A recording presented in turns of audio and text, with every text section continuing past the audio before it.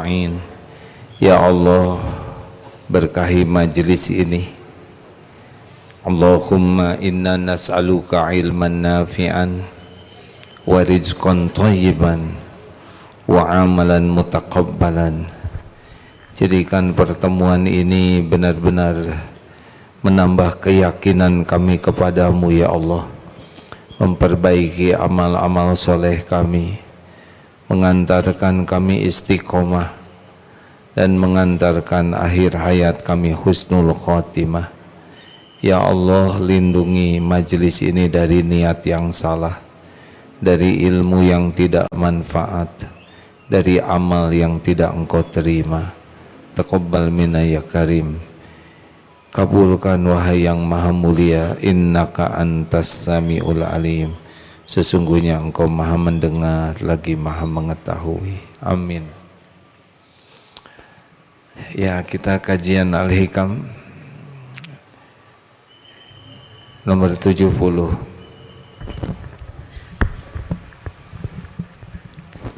Kajian Al-Hikam nomor 70. Bismillahirrahmanirrahim.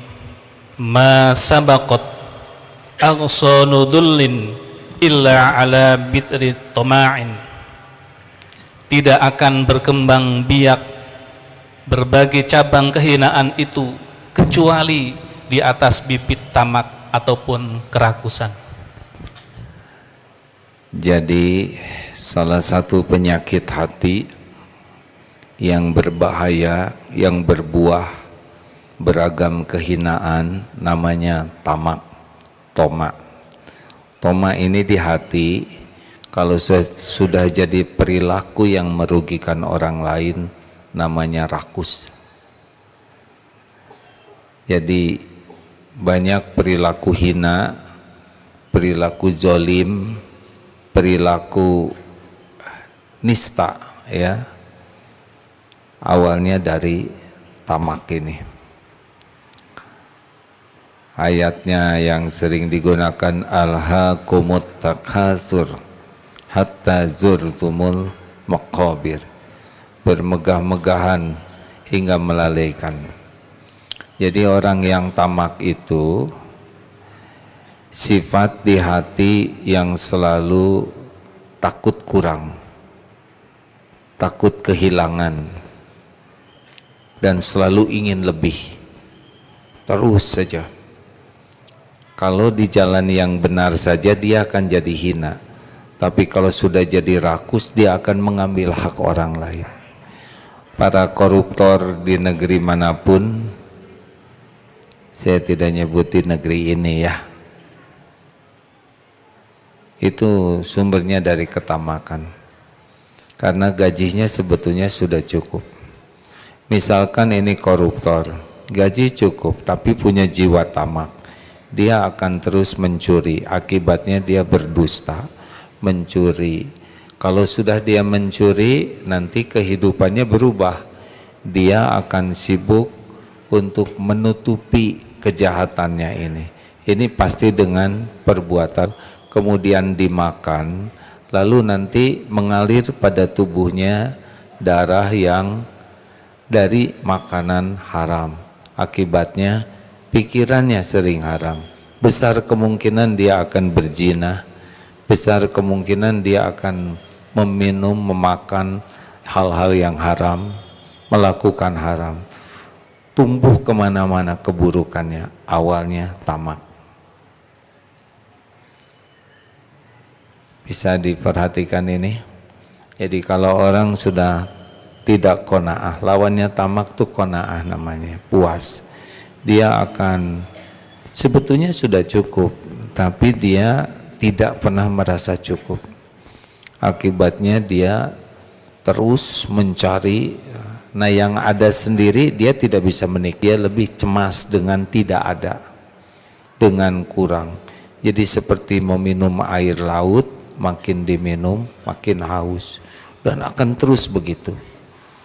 Yang kasihan kalau umurnya sudah tua, sebetulnya tidak tua juga kasihan. Padahal makin tua tubuh makin kebutuhannya sedikit. Tetapi orang tamak dia akan menghabiskan waktu masa tuanya untuk terus memuaskan ketamakannya.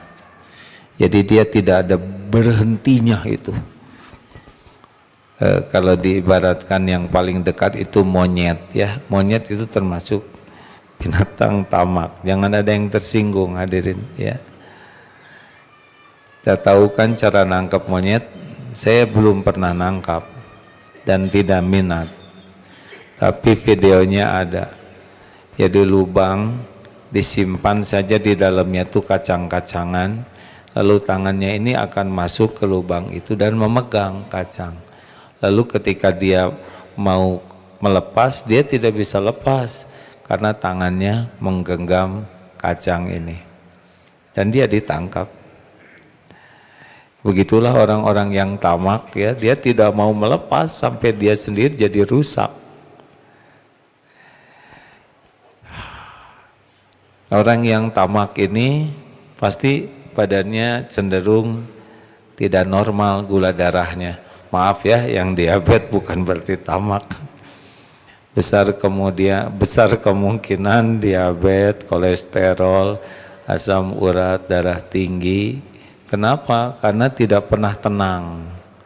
Prinsip dasar orang tamak itu kan ketakutan.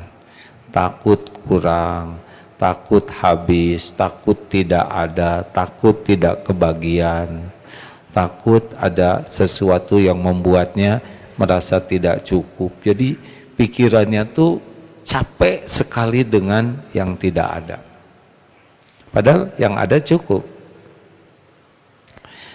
Nah, ketamakan ini karena ketergantungan hati kepada dunia, tidak yakin ke Allah, jadi saja begini ya. Itu capek hadirin. Apalagi kalau makin tua masih tamak ya. Tua tuh usia berapa Pak? Di BSN paling tua berapa? 55? Yang betul. Pensiun usia berapa kalau karyawan? 56. Oh BUMN ya. Oh adik-adik berarti saya 64 Pak ya. Jadi kalau aki-aki tamak namanya kimak ya. Udah itu pasti menderita hidupnya, pasti itu. Kalau udah di atas 58, 60 itu kan fisiknya beda. Yang diperlukan bagi orang tua seperti yang senior ini adalah ketenangan. Ketenanganlah sumber utama kesehatan. Ketenangan sumber utama kehusuan. Nah, orang tamak tidak bisa tenang karena dia hidup dalam ketakutan. Boleh ditutup pintunya? Maaf ya. Lanjut. Nah, karena ini ada solusinya juga ya. Jadi inti dari kenapa orang tamak dan rakus kurang iman.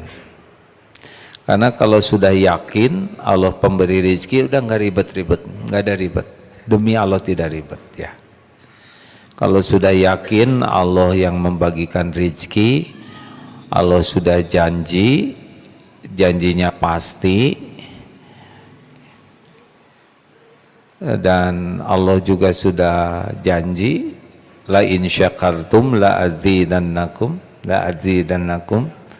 bahwa kalau kita syukur pasti ditambah. Udah tenang aja hidup ini, betul-betul tenang. Besok lusa yang akan datang semuanya dikuasai Allah. Tapi kalau orang tidak ingat ke Allah, stres, dan stres itu sumber utama dari segala penyakit ya. Baik, jenis-jenis tamaknya apa aja? Seperti yang diungkapkan tadi adalah orang yang tamak itu selalu merasa tidak aman hidupnya. Makanya mode pikirannya itu adalah mode perang ya, namanya fight or flight, berantem atau terbang. Kalau itu mah hadapin atau lari gitu. Jadi hidupnya tuh selalu tegang, kortisolnya itu sangat tidak normal ya, capek.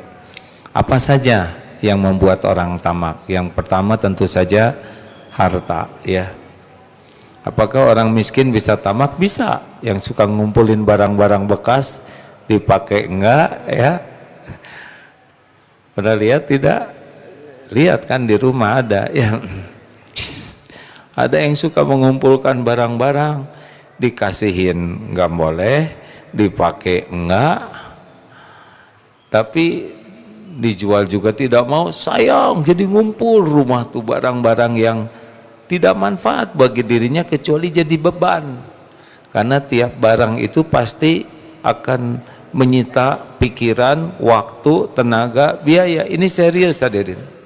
Makin banyak barang sebetulnya makin tidak tenang hidup tuh. Karena takut barangnya rusak, takut barangnya hilang, takut ada yang menyaingi, takut dicuri. Berat hadirin. Dan makin banyak uang cenderung makin pelit, percaya tidak?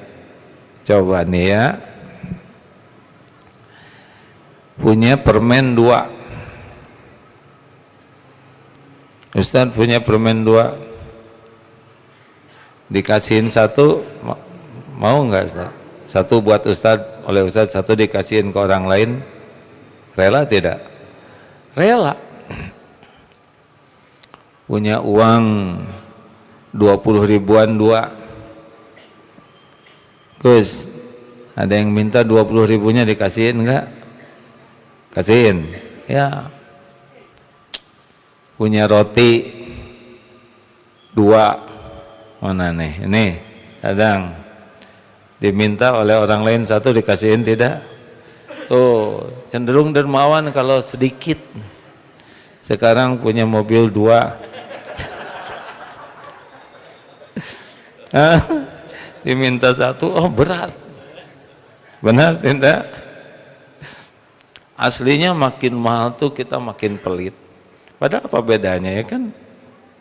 Bedalah, yang 1 permen 1 mobil. Asli hadirin. Jadi banyak orang yang makin banyak uang tuh makin pelit ya. Sedekahnya memang nominalnya bertambah. Dari misalkan 100 ribu jadi 1 juta, jadi 10 juta. Tapi persentasenya berkurang. Makin kecil. Dia memang sedekah 1 miliar, tapi uangnya 20 miliar, artinya cuma 5%. Dulu waktu SMA, dia berani nyumbang 20 ribu, padahal uangnya 100 ribu, 20%. Tapi banyak orang makin tua makin tamak. Ini tak tamak hadirin. Saya kira ceramah saya enggak begitu disukai. Kelihatan wajahnya nyindir wae. Kan saya bisa lihat wajahnya kurang bahagia. Solusinya gimana tentang harta? 1, kita harus yakin bahwa harta ini pemiliknya Allah. Tidak ada yang memiliki harta segala yang ada di langit dan di bumi. Lillahi ma fis samawati wa ma fil ard. Yang kedua, yang membagikan rezeki itu adalah Allah. Jadi pemiliknya Allah, yang membagikannya juga Allah. Wa ma bikum min ni'matin fa minallah. An-Nahl 53. 3. Yang ketiga, Allah sudah janji bahwa kita diciptakan lengkap dengan rezeki kita. Hud ayat 6. Wa ma min dabatin fil ard illa 'alallahi rizquha. Ini kita udah ada rezekinya. Sampai kapan? Jawab. Sampai kapan? Sampai meninggal. Dulu yang ngasih rezeki siapa waktu bayi? Sekarang yang ngasih rezeki siapa? Besok lusa sampai mati siapa yang ngasih rezeki? Beres. Kita tidak disuruh mencari rezeki. tapi disuruh menjemput rezeki. Jadi ada. Nah yang kita cari adalah berkahnya. Tinggal milih mau halal atau haram. Ini rezekimu, engkau mau jemput dengan cara yang halal atau cara yang haram. Nanti ketemu juga dengan rezeki dia. Yang kasihan copet, ya kan? Dia nyopet duitnya sendiri. Sebetulnya kalau dia orangnya benar ketemu tuh dengan rezeki. Tapi dia milih jadi copet. Jadi bayangin, udah nyopet duitnya sendiri ya, rezekinya sendiri, dia menderita, dia hina, dia nista, begitulah. Sebab yang ngasih orang jujur dan yang ngasih dengan yang tidak jujur sama. Siapa? Allah. Hanya yang jujur berkah, dapat pahala, dapat ketenangan, dapat kemuliaan. Yang tidak jujur Allah juga yang ngasih, tapi dapat penderitaan, kehinaan, dosa dan azab. Santri, kalau nanti jadi pejabat nggak usah korupsi ya, percuma. Tenang saja, tenang, nggak dibawa kemana-mana dunia ini ya. Jadi itu yang pertama, keyakinan bahwa yang bagikan rezeki adalah Allah. Yang kedua ya, bahwa kita ini tentang rezeki itu tiap orang punya kapling masing-masing. Walaupun adik kakak, seibu sebapak, beda-beda. Jadi kita tidak usah capek-capek ngebanding-banding dengan rezeki orang. Nanti lebaran, pulang kampung, beda-beda itu rezeki. Ketemu teman-teman di kampung juga beda-beda, nggak usah dibanding-banding. Semuanya dapat sebagai karunia dan ujian. Masuk akabri sama-sama, nggak mungkin semua jadi jenderal, nggak mungkin. Karena kalau semuanya jadi jenderal kacau ya. Harus ada yang jadi kopral, atau kalau akabri mungkin mentok di kapten karena keburu ketembak atau macam-macam lah ya. Jadi biasa aja lihat kapling rezeki orang, tidak usah pakai iri, tidak usah pakai kagum ya. Tapi dia mau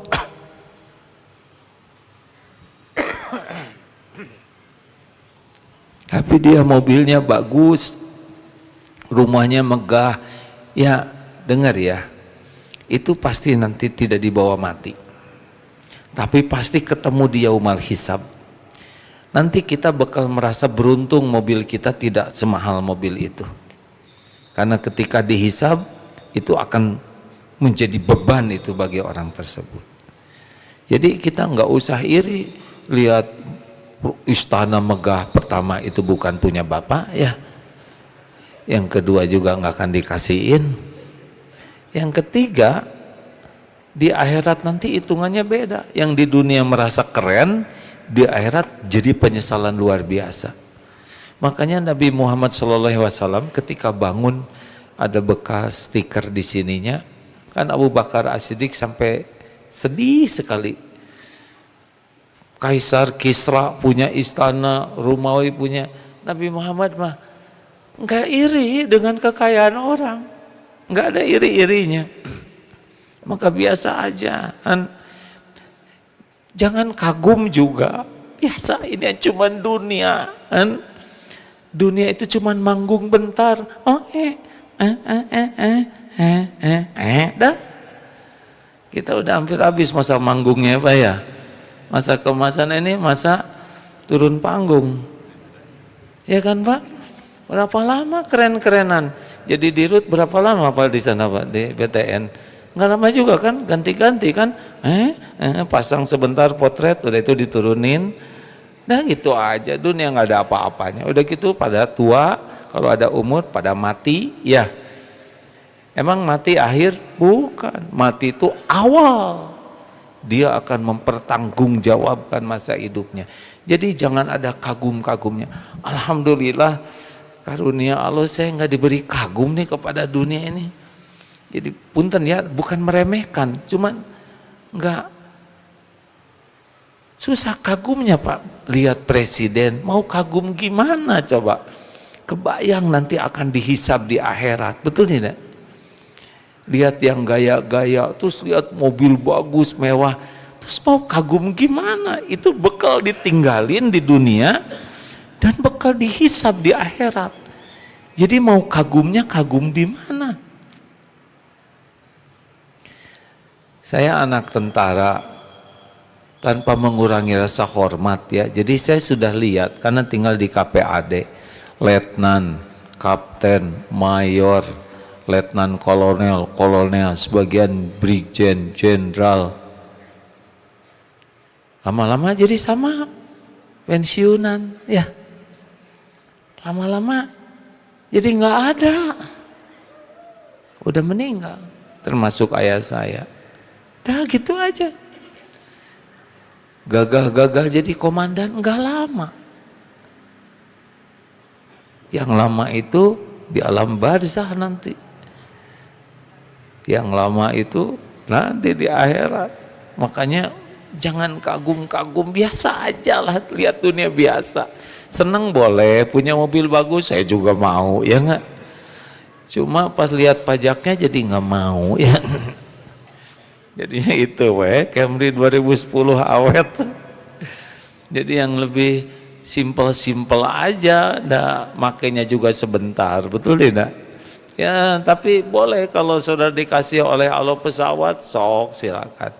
Pesawat televisi, pesawat telepon, ya yang ringan hisabnya.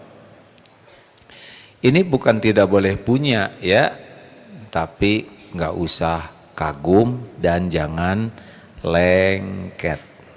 Apa? Nah, karena ada waktunya Allah ngambil, biasa Ingat tukang parkir, banyak mobil tidak sombong, ganti-ganti mobil tidak ujub, diambil sampai habis nggak sakit hati, biasa karena bukan punya kita, benar? Nah, jadi gimana dong dunia ini kalau ingin bahagia? Qanaah. Qad aflaha man aslama wa ruziqa kafafan wa qana'ahullahu bima atah. Sungguh bahagia orang yang pasrah ke Allah, cukup rezekinya. Jadi bukan banyak, cukup hidup ini. Tiap perlu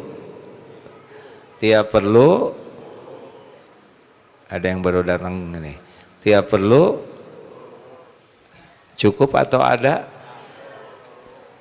Bapak mau ada, ya udah nggak apa-apa. Bapak perlu 3 juta, ada 2.000 gimana? Bukan ada, cukup. Nah, cukup itu, dengar ya hadirin ya. Cukup itu pintunya adalah wa may yatawakkal 'alallah fahuwa hasbuh. Barang siapa yang tawakal kepada Allah, Allah cukup baginya. Makanya orang yang tawakal itu hidupnya akan selalu cukup. Entah gimana, cukup aja terus. Kalau orang kurang tawakal, jatuhlah seperti tadi. Akan selalu kurang, menjadi tamak, menjadi serakah, ujungnya mati juga. Ya. Makanya kalau lihat yang mati-mati itu ditafakuri bahwa apa nih yang mati, kan? Coba kalau tentara meninggal itu dihormat, hadirin pakai salvo, hormat. Udah itu diinjak kuburannya ya enggak, baru aja dihormat. Ya itulah kalau udah meninggal begitu. Jadi tidak usah gimana-gimana lah kepada dunia ini ya. Halo.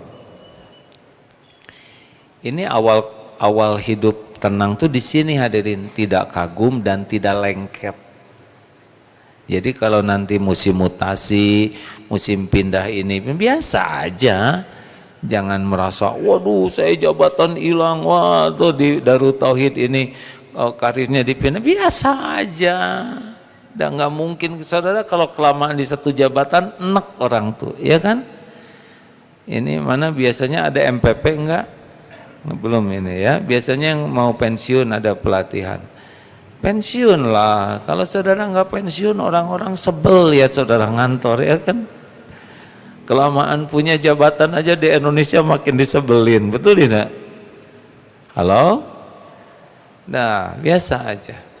Makanya saya juga mau turun nih Kalau kelamaan di Darut Tauhid nanti sebel orang-orang. Nah Bapak Ibu, lalu apa supaya nambah gimana? Supaya selalu cukup adalah dengan tawakal, supaya selalu ditambah dengan syukur. Selalu bahagia dengan qanaah, puas rezeki yang ada. Syukurin yang ada. Allah lihat, kita syukur. Nanti datang dari pintu mana aja, tidak harus kepikiran oleh kita. Selama ini aja kita rezeki nggak kepikiran, betul tidak? Nggak ada yang kepikiran, betul tidak Pak? Bapak kebayang bakal kerja di BSN dulu? Nggak juga kan? Waktu SD nggak kepikir, belum ada BSN-nya juga ya. Semuanya Allah yang ngatur sebagai ujian. Sama Agim juga nggak pernah kepikir bakal dianggap kiai, bakal ceramah, enggak Pak. Saya mengejalanin episode aja. Sekarang masanya manggung ya udah. Kalau masanya enggak manggung ya enggak apa-apa. Kalau boleh mah, saya mah udah pengen enggak manggung sama sekali. Sudah pengen, kalau boleh milih gitu ya. Sudahlah, cukuplah gitu. Saya sudah tidak memerlukan panggung, tidak memerlukan apa-apa lagi kecuali pengen siap-siap kapan malaikat maut jemput. Saya udah siap gitu dijemputnya tuh, happy. Kemudian saya pengen kubur saya lapang, bercahaya. Itu aja yang kepikiran sekarang. Ini gini-gini teh ribet hadirin ya. Cuma karena takdirnya masih harus dijalani begini, ya jalanin aja. Tidak ada keperluan kekaguman santri, ya enggak lah, udah selesai. Jalanin aja sebagai amanah ya. Tidak perlu pembuktian, wah ini Darut Tauhid hebat, mau ngapain bukti-bukti kayak gitu, yang penting benar aja. Halo. Makanya para pimpinan di Darut Tauhid nggak usah, saya ingin membuktikan. Mau ngapain bukti-bukti ya? Saya ingin membuktikan bahwa saya ini kerjanya bagus. Nggak usah pengen dibuktikan, kerja yang bagus aja. Saya ingin membuktikan saya sebagai suami yang baik. Tidak perlu membuktikan, jadi suami baik aja. Karena kalau kita ingin membuktikan itu beban bagi kitanya dan cenderung nggak ikhlas. Ini saya ingin membuktikan perusahaan kami ini perusahaan terbaik. Gak usah gitu, lakukan aja yang terbaik ya. Nanti Allah yang memperlihatkan. Dan kitanya nggak ada beban. Benar harus punya target, tapi bukan untuk penilaian orang. Target itu untuk memotivasi kita. Halo? Mau bahagia enggak? Ini kakek-kakek masa keemasan, coba acungkan tangan masa keemasan. Iya udah mulai berkilau ya.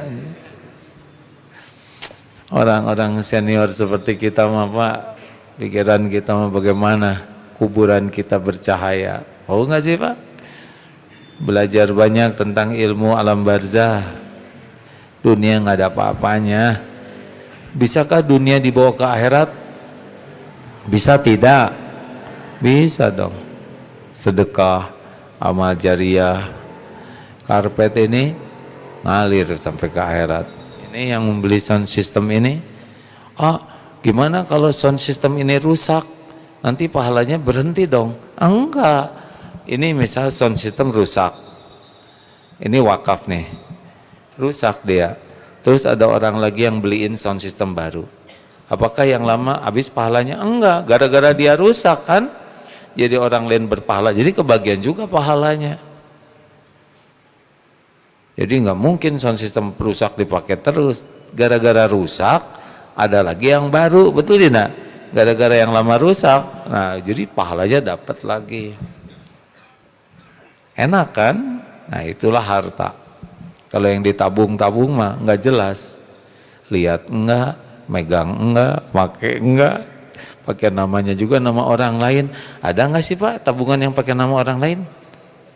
Ini ada kan? Orang-orang takut. apalagi pajak jadi gede, oh repot, udah gitu mati, nggak mau dipulangin sama yang nama orang itu. Pusing dunia. Jadi mendingan sekarang syukur yuk, syukuri yang ada. Allah tahu tidak kita mensyukuri yang ada? Tahu tidak? Oh bahagia. Gimana yang belum ada? Ya tenang aja lah. Kerja yang baik, niat yang baik, ikhtiar sempurnakan. Dah, kalau nanti itu rezeki kita ketemu. Kalau bukan rezeki kita, nggak apa-apa. Nggak usah pakai stres. Pesantren ini karyawannya sekarang 1.500 ya, kan? Sudah 1.500 ya. 10% difabel. Saya mohon maaf ya Gus ya. Agus difabel nggak bisa jalan. Ini Egi juga banyak 10% Pak di sini targetnya difabel. Ini sebagian yang hadir ini tunarungu, ada yang macam-macam tunanetra.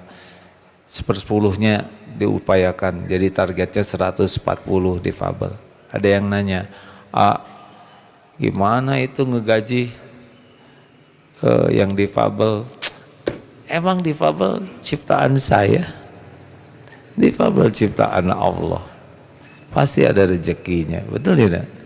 Tugas saya bukan ngegaji orang, ngajak orang kenal ke Allah, ngajak orang takwa ke Allah, ngajak orang tawakal ke Allah, lalu kerja sebagai ibadah, ketemulah rezekinya.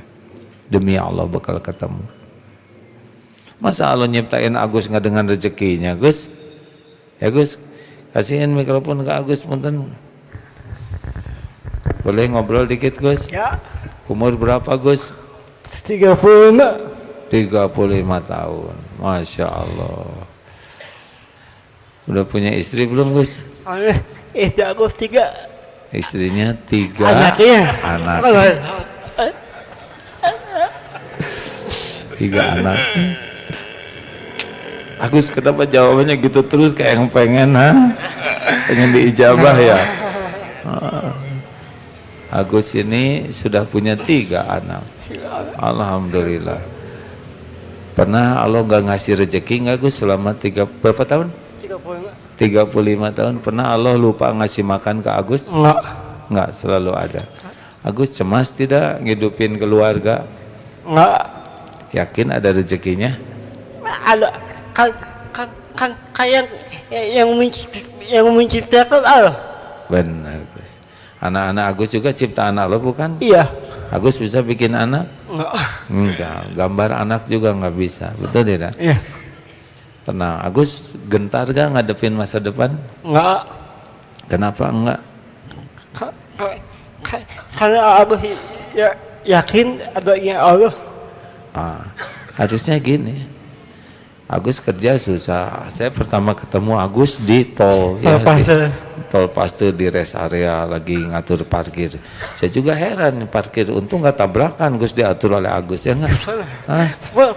Pernah kata lagi nggak pernah? Pernah keserempet ya, bingung atau gini misalkan. Untung nggak kelindes. Maaf ya Gus. Tapi ketemu di sana ini gimana petugas parkir kurang jelas gini aba-abanya enggak? Ya udah aja kerja di sini, malah dapat jodoh, punya anak, ya begitulah Allah ngatur. Saya senang banyak difabel di sini supaya teman-teman tambah yakin bahwa yang ngejamin itu adalah Allah. Punya keinginan nggak Gus?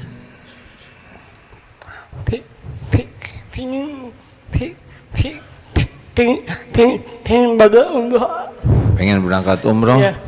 Yang benar. Ya. Nanti bisa nggak kesananya? Ya. Ya udah kalau gitu Agustus berangkat gratis ya.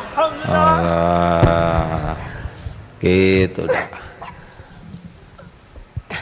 Alhamdulillah Gus. Tuh gaji mah nggak akan cukup ya Gus ya. Nah, insya Allah Agustus berangkat ya. Apakah saya yang ngongkosin? Enggak, Allah aja yang tiba-tiba pengen nanya ke Agus ya. Agus pengen gitu, saya kan nggak pengen nanya itu karena Agus seperti ngomong umroh ya kan. Kalau udah ngomong saya nggak bisa nyebut. Enggak, betul tidak? Allah yang ngatur, Gus. Enak kan? Udah punya password belum? Belum. Ya. Nanti. Aku juga, umah juga pengen badal umah untuk orang tua aku. Apa? Badal umah, Badal buat orang tua Agus. Iya. Ya, nanti Agus dulu yang ngobrol ya. Iya. Ya, alhamdulillah. Makasih. Bisa gitu jalan sendirian gitu, Gus? Bisa kan? Ah, dah. Nanti ada yang dampingin. Iya. Ya, hidup mah ada yang ngatur. Syukur ya Gus ya ke Allah ya. Alhamdulillah. Ini nggak kepikir. Saya juga nggak kepikiran ya. Tapi kalau Allah sudah menghendaki, setidaknya insya Allah Agustus kalau ada umur bisa berangkat sama-sama. Berarti tidak harus selalu nabung, tidak harus selalu punya uang. Begitulah hadirin rezeki. Makanya syukuri yang ada, kerja yang bagus sebagai amal soleh. Jangan suka setengah-setengah, gak boleh mikir licik sama sekali. Jangan. Licik itu hanya membuat hancur rezeki kita. Ya, pasti kita nggak akan bahagia. Kerja itu ibadah, kerja itu untuk bahagia, bukan untuk stres, bukan untuk ngumpul-ngumpul uang. Tenang aja, nanti akan ada kok rezeki mah. Jujur, lurus, profesional, ibadahnya bagus, doanya banyak, happy hidup ini ya nggak? Hidup bersahaja, proporsional, bahagia. Semua apaan? Hidup itu untuk bahagia, bukan untuk sengsara. Hidup itu untuk bahagia, bukan untuk sengsara.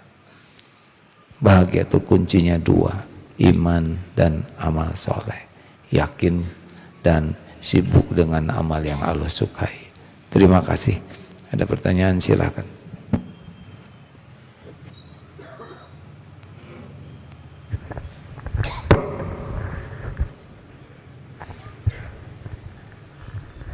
Assalamualaikum warahmatullahi wabarakatuh. Ya, saya dari santri PPM 15 yang sudah lulus. Saya ingin bertanya terkait karunia terakhir. Bagaimana Allah melihat karunia terakhir dan rahmat-rahmatnya yang akan menjadi penjaga surga untuk menjadi pilar untuk ke depannya, untuk menjadi pedoman setidaknya, Ustaz? Kurang paham. Saya kurang paham pertanyaannya.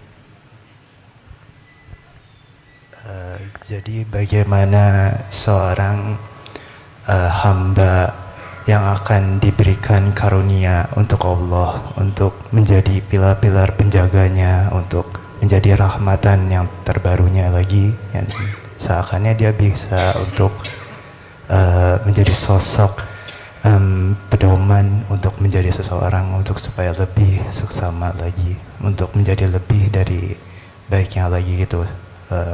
Mungkin pertanyaannya. Ya, baik. Sederhananya gini aja.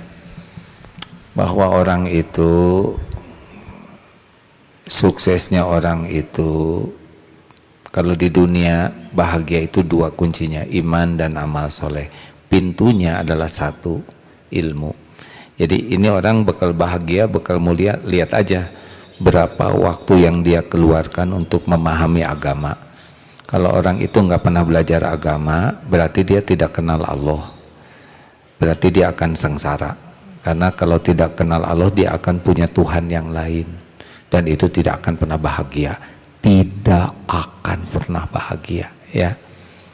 Jadi lihat, senang tidak dia belajar agama dengan baik, dengan ikhlas dan benar. Yang kedua, mujahadah. Senang tidak dia mengendalikan, berjuang mengendalikan nafsunya. Karena orang itu jatuhnya cuman karena dua. Satu, lemah pemahaman agama, dan yang kedua, lemah jiwanya, kalah oleh nafsunya. Ini cuma dua yang membuat orang jadi sengsara dan hina. Tidak mau belajar agama dan kalah oleh nafsu. Dia belajar tapi malas mengamalkan nafsu. Gitu ajalah. Pertanyaan terakhir. Ya Bu. Saya nggak boleh lebih dari setengah jam. bicaranya. Udah lewat ya. Bismillahirrahmanirrahim. Assalamualaikum warahmatullahi wabarakatuh. Waalaikumsalam. Saya Hada Ernati Nur, ikut PMK Ramadan baru 4 hari yang lalu dari Jambi. Alhamdulillah. Alhamdulillah selama beberapa hari di sini kami banyak mendapatkan sesuatu yang belum kami pernah dapatkan. Alhamdulillah. Usia saya 74 tahun. Masya Allah. Alhamdulillah. Saya jadi muda lihat ibu. Tadi mah tua. Alhamdulillah. Tuhan menentukan mempertemukan saya dengan nenek ini dari Jakarta umur 80 tahun. 80. Sendiri. Silakan nenek tegak nek. Tegak nenek tegak. Jangan dipaksa bu. Enggak, dianya saya terharu. Di Masjid Al-Latif. Iya. Ya, udah kenal kan, udah tahu ya nenek yang mualaf itu. Oh. Katanya dari Jakarta naik travel 250.000. Yang dagang kos kaki bu, Pak Agim, yang dagang kos kaki. Ya Allah nenek. Ya, di situ kosnya. Yang suka kesana sini sendiri apa? Sendiri. Ya. Sendiri katanya ingin belajar ngaji di sini. Jadi saya tersentuh, saya sangat terpukul. Orang setua ini masih ingin belajar walaupun dengan kesendirian, dengan kekurangan. Nenek ini jalannya bongkok, nggak bisa berdiri. Masya Allah, karena kekuatan imannya lah makanya dia datang ke sini. Dia ingin ketemu Agim katanya. Ini dia, ngomonglah. Bismillahirrahmanirrahim. Ngomong apa bu? Ya, kami sering ketemu di Al-Latif.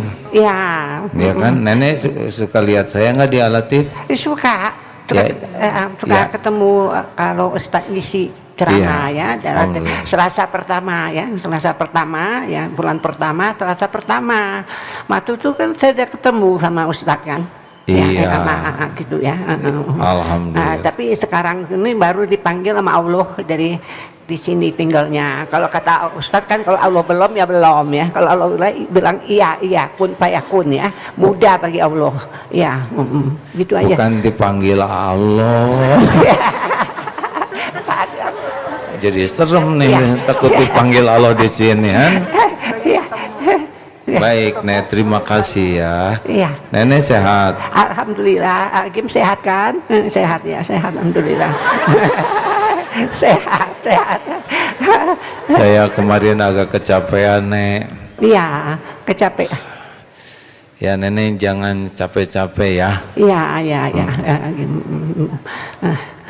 Doain aja saya. Tadi saya lihat santri kayak kakek-kakek, sekarang lihat nenek saya jadi kayak anak-anak.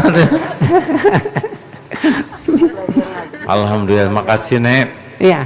Tolong DKM ya disempurnakan Nek. Ya. Baik Bu, terima kasih ya. Iya.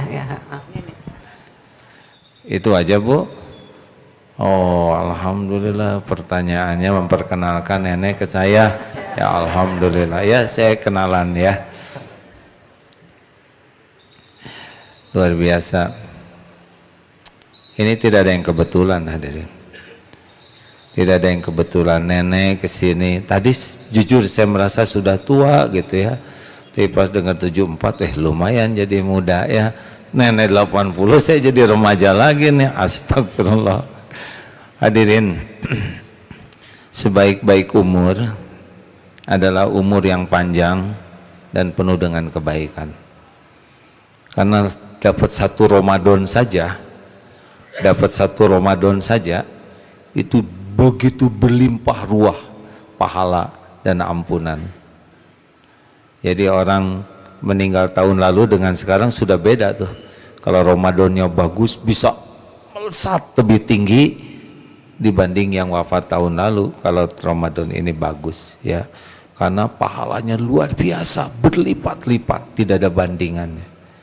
Oleh karena itulah kalau lihat yang muda ini masih muda, dosanya masih sedikit, tapi lihat yang tua, ini sudah tua, amalnya lebih banyak. Allahumma sholli ala Sayyidina Muhammad wa ala alihi wa ashabihi ajma'in. Alhamdulillah ya Allah, wahai yang maha mendengar, kami mohon padamu, terimalah semua amal-amal kami ini ya Rabb. Rabbana taqabbal minna siyamana wa qiyamana wa salatana. Terimalah ya Allah semua amal ibadah yang bisa kami lakukan, walaupun masih belum ikhlas, walaupun belum benar. Allahumma inna nas'aluka taubatan nasuha wa taubatan qoblal maut wa rahmatan indal maut wa magfiratan ba'dal maut. Ya Allah, jadikan Ramadan ini benar-benar kami bisa taubat dengan sebenar-benar taubat.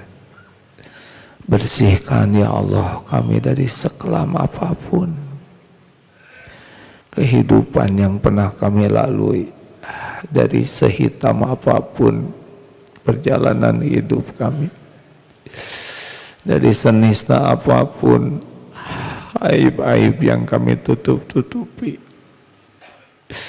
dari sekotor apapun tubuh kami ini. Ya Allah, kami ingin jadi orang yang bersih. Allahumma ja'alna minat tawwabin, ja'alna minal mutatahirin. Jadikan kami menjadi ahli taubat dan jadi orang yang bisa membersihkan diri ini sebersih-bersihnya. Allahumma inna nas'aluka qalban salima. Karuniakan kepada kami qalbun salim ya Allah, hati yang bersih dari kemusyrikan, dari kemunafikan, bersih dari kedengkian terhadap orang beriman, bersih dari keserakahan, bersih dari segala ujub dan takabur. Karuniakan kepada kami hati yang bening, hati yang penuh ingat padamu, hati yang tidak pernah silau terhadap duniawi ini, hati yang tidak diperbudak oleh dunia, yang tidak diperbudak oleh nafsu dan syahwat. Allahumma ati nufusana taqwaha wa zakkiha anta khairu man zakkaha anta waliyuha wa maulaha. Ya Allah, berikan kepada kami jiwa yang takwa, bersihkan jiwa kami ini. Engkaulah sebaik-baik yang kuasa bisa membersihkan jiwa ini. Engkau pelindung dan pemelihara jiwa-jiwa kami ya Allah. Ya Allah, berikan kepada kami kesehatan lahir batin dan kekuatan agar bisa menikmati ibadah Ramadan ini. Bukakan untuk kami hanya rezeki yang halal berkah, dan ringankan kami untuk bersedekah. Ya Allah, berikan kepada kami nikmatnya bersama Al-Quranmu, nikmatnya bersama orang-orang yang mulia di sisimu. Lindungi kami dari segala perbuatan apapun yang tiada Engkau ridhoi. Allahumma inna nas'aluka fi'lal khairat wa tarkal munkarat. Rabbana atina min ladunka rahmah wa hayyi lana min amrina rasyada. Rabbana atina fid dunya hasanah wa fil akhirati hasanah wa qina azabannar. Amin ya rabbal alamin. Sallallahu alaihi wasallam. Terima kasih. Subhanakallahumma bihamdik, asyhadu alla ilaha illa anta, astaghfiruka wa atubu ilaik. Alhamdulillah. Hadirin, sebetulnya kita kedatangan tamu para hamba Allah yang diberi amanah. BSN itu dulu BTN Syariah, sekarang jadi BSN, Bank Syariah Negara. Bank Syariah Nasional. Oh, baru ya Pak ya? Alhamdulillah. Nah, ini dengar kita banyak bekerja sama dan juga, oh ya, Pak Iskandar mana siapa? Mana Pak? Ya, mangga. Mari Pak, ini kita sama-sama menyaksikan amal soleh dari. Ya, tahun berapa dulu? 2006 di sini atau di depan, yuk, mangga. Alhamdulillah hadirin. Mas. Ya, mungkin Abah menyampaikan sesuatu, Pak. Bismillahirrahmanirrahim. Assalamualaikum warahmatullahi wabarakatuh. Alhamdulillahirabbil alamin. Wassalatu wassalamu ala asrofil anbiya'i wal mursalin wa ala alihi wa ashabihi. Alhamdulillah, puji syukur kehadirat Allah Subhanahu wa taala, kami di suatu kehormatan besar, kami diterima oleh AA untuk melakukan kolaborasi kerjasama. Semoga ini bermanfaat kepada umat. Amin. Sebenarnya saya juga muridnya AA ini. 2006 kita tanazul haji besar dulu sampai kekeringan, sampai nggak makan Pak Ustadz. Saya masih ingat dengan Ustadz Momo segala macam. Baik, kurang lebihnya kami dari Bank Syariah Nasional ini dulu sudah 20 tahun menjadi Bank BTN Syariah. Waktu itu menjadi UUS yang menempel di konvensional. Alhamdulillah tahun kemarin tanggal 22 Desember kami sudah murni menjadi Bank Umum Syariah. Alhamdulillah, ini mudah-mudahan kami akan menjaga amanah. Tadi apa yang dikatakan AA, di mana kehidupan atau kebahagiaan itu bagaimana kita mendatangkan suatu keberkahan, dan ini kebetulan sesuai dengan visi kita, yaitu menjadi bank syariah mitra utama masyarakat Indonesia yang berkah dan amanah. Itu persis apa yang dikatakan AA itu. Kalau kita